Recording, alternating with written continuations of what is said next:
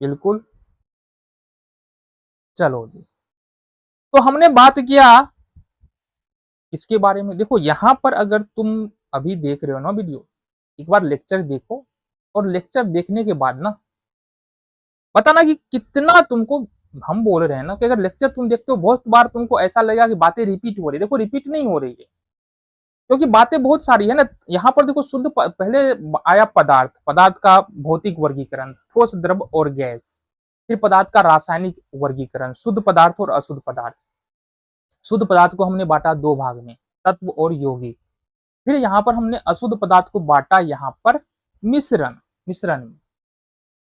तो बेसिकली यौगिक के बारे में हमने बात किया कि तत्व जो है वो एक ही प्रकार के परमाणुओं से मिलकर के बना होता है। मोटा मोटी यौगिक एक या एक, दो या दो से अधिक परमाणुओं से मिलकर के बना होता है। मिश्रण क्या होता है? दो पदार्थों को जैसे तैसे कैसे भी मिला दो तो मिश्रण बन जाता है। ठीक है, हमने कहा कि हाइड्रोजन और ऑक्सीजन ले, हाइड्रोजन और ऑक्सीजन क्या होता है? जल होता है। हाइड्रोजन ऑक्सीजन को मिलाएंगे तो जल बनेगा, लेकिन ऐसा थोड़ी है। वायुमंडल में भी तो हाइड्रोजन ऑक्सीजन होता है, तो वो थोड़ी मिलकर के जल बन जाता है, नहीं बनता है ना। तो कुछ तो बात होगा कि हाइड्रोजन ऑक्सीजन वायुमंडल में नहीं मिलता है। हाइड्रोजन ऑक्सीजन, नाइट्रोजन ऑक्सीजन वायुमंडल में मिलकर के नाइट्रोजन डाइऑक्साइड नहीं बनाता है, नाइट्रोजन ऑक्साइड नहीं बनाता है, नाइट्रोजन मोनोऑक्साइड नहीं बनाता है। बट होता तो है नाइट्रोजन डाइऑक्साइड, होता तो है कार्बन। कार्बन ऑक्सीजन वायुमंडल में मिलकर के कार्बन अपने आप ऐसा नहीं है कार्बन डाइऑक्साइड बना देगा, नहीं नहीं, ऐसा नहीं होता है ना। यहां पर यौगिक के बनने के लिए जो है ना एक निश्चित अनुपात की आवश्यकता होती है, और एक एक जो है ना या तो ऊर्जा दिया जाता है या ऊर्जा लिया जाता है। यानी कि यौगिक बनने में ऊर्जा दिया जाता है या ऊर्जा लिया जाता है, ये आगे हम बेहतर तरीकों में समझेंगे। बेसिकली याद रखो कि यौगिक कभी भी बनाएंगे एक निश्चित अनुपात रखेंगे। चलो देखते हैं ना, वो समझ ही लेते हैं यार, क्या टेंशन है। चलो तो यौगिक के बारे में थोड़ा सा हमको समझना है। तो हमने कहा यौगिक बनने में एक निश्चित अनुपात लगता है, जैसे कि H2 हाइड्रो, जल में जो है ना हाइड्रोजन होता है और ऑक्सीजन होता है। तो हाइड्रोजन और ऑक्सीजन का जो अनुपात होता है जल में, वो 1:8 होता है ना। आगे चैप्टर में पढ़ेंगे स्थिर अनुपात का नियम, वहां पर और ज्यादा क्लियर तुम्हारे माइंड में हो जाएगा। तो इसका मतलब अगर 9 ग्राम जल है या 9 लीटर जल है, तो उसमें से 1 लीटर तुम्हारा हाइड्रोजन हो जाएगा और 8 लीटर तुम्हारा ऑक्सीजन हो जाएगा, अगर 9 लीटर जल है। ठीक है, इसी तरह से अगर हम कार्बन डाइऑक्साइड की बात करें, CO2 की बात करें, तो इसमें इसमें इसमें इसमें कार्बन डाइऑक्साइड में ये जो अनुपात होता है ना, ये 3:8 में होता है। यानी कि अगर 11 लीटर कार्बन डाइऑक्साइड गैस है, तो उसमें 3 लीटर कार्बन और 8 लीटर ऑक्सीजन होगा। तो ये अनुपात फिक्स है। ये अनुपात अगर हम फिक्स नहीं लेते हैं, और रासायनिक जो है, जो भी शर्त चाहिए अभिक्रिया होने के लिए वो नहीं जरूरी होता है, तो अभिक्रिया नहीं होगा। जैसे हाइड्रोजन ऑक्सीजन तब तक अभिक्रिया नहीं करेगा, हाइड्रोजन और ऑक्सीजन को रख दो, ठीक है, एक एक कंटेनर में हाइड्रोजन ऑक्सीजन रख दे, अब दोनों मुंह लटका के बैठा रहेगा, ना ना बात ना करना है, करेगा ही नहीं। समझो दूसरे एक दूसरे को ये पसंद ही नहीं कर रहे हैं।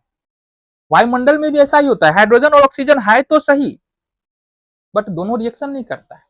जैसे ही इस कंटेनर में हम थोड़ा सा विद्युत ऊर्जा देते हैं, विद्युत की चिंगारी लाते हैं, तुरंत ये अभिक्रिया करेगा और जल में बदलना शुरू हो जाएगा। तो यौगिक बनने में दो बातें प्रमुख बात है, दो मुख्य बात है। एक तो तुम्हारा जो है ना अनुपात निश्चित होना चाहिए, दूसरा है कि कोई ना कोई जो है ना वो सिचुएशन होता है, सिचुएशन क्या, कंडीशन होता है, स्थिति होता है या तो ऊर्जा दिया जाता है या ऊर्जा लिया जाता है, तब यौगिक बनता है। ठीक है, तो ये हो गया यौगिक। यौगिक के बारे में हमने बात क्यों किया? क्योंकि यौगिक के बारे में बात करना इसलिए जरूरी था ना, क्योंकि इसके बिना फिर वही बात है कि मिश्रण हमको जो है वो समझ में ही नहीं आएगा। अच्छा, इसके चक्कर में ना अपना मिश्रण भी मिट गया, देखते हैं खैर क्या मिटा है। तो बेसिकली यहाँ पर चलो ज्यादा नहीं मिटा। तो मिश्रण हमारे पास दो प्रकार का होता है, एक होता है समांगी मिश्रण, और जिसको हम लोग इंग्लिश में होमोजीनियस मिक्सचर बोलते हैं, और दूसरा होता है हमारा विषमांगी मिश्रण, जिसको हम लोग हेट्रोजीनियस मिक्सचर बोलते हैं। अब बाबू हमारे दिमाग में है ना बहुत सारी बातें आ गया, शुद्ध पदार्थ है ना, अशुद्ध पदार्थ, ठोस द्रव गैस, है ना, धातु धातु ये धातु बोले, तत्व, यौगिक, मिश्रण, समांगी, विषमांगी, भाई याद रखना पड़ेगा ना, है ना, याद रखना पड़ेगा। और याद रखेंगे भी, अरे पढ़ते जाओ ना, तब समझ में आता जाएगा। तो समांगी मिश्रण किसको बोलते हैं? वैसा मिश्रण, दो या दो से अधिक पदार्थों का वैसा मिश्रण जिसमें पदार्थ को जो घुलने वाला कण है उसको हम लोग देख नहीं सकते, मतलब पदार्थ पूरी तरीके से घुल मिल जाता है, उसको हम लोग समांगी मिश्रण कहते हैं। वैसा मिश्रण जिसमें दो या दो से अधिक पदार्थ पूरी तरह से आपस में घुल मिल जाता है, समांगी मिश्रण कहते हैं। इसमें जो घुलने वाला कण है उसको हम लोग नहीं देख पाते हैं, कण को नहीं देख पाते। जैसे नमक और पानी का मिश्रण समांगी मिश्रण है। इसके अलावा अगर बात करें, पानी और चीनी का मिश्रण समांगी मिश्रण है। नींबू पानी जो तुमने पिया होगा वो भी एक प्रकार का समांगी मिश्रण है। तो ये सारे सारे क्या है? समांगी मिश्रण है। क्लियर है बात? विषमांगी मिश्रण क्या होता है? तो अच्छा, समांगी मिश्रण का उदाहरण में हमने क्या क्या बताया, देखो जरा एक बार। समांगी मिश्रण का उदाहरण में बताया हमको चीनी प्लस पानी, ये तुम्हारा समांगी मिश्रण है। ठीक है।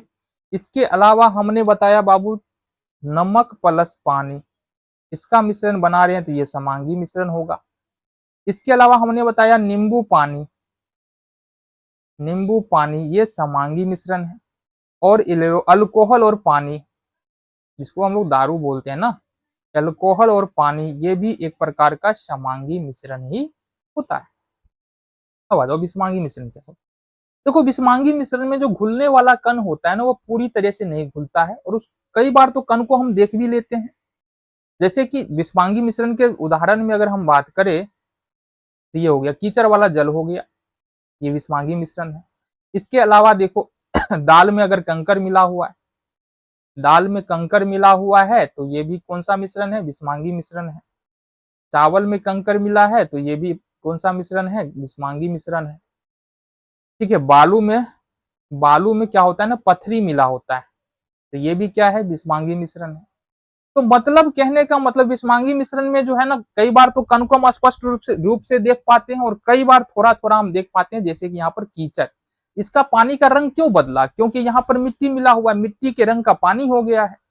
बट यहाँ पर दाल और कंकर के मिश्रण, ये जो विषमांगी मिश्रण है, इसको तो हम लोग कणों को देख सकते हैं, दाल को भी देख सकते हैं और कंकर को भी देख सकते हैं, तो यहाँ पर दोनों को हम लोग देख सकते हैं, समस्या है ही नहीं। तो ये होता है विषमांगी और समांगी मिश्रण। क्लियर है बात? आगे बढ़ जाए, चलो जी।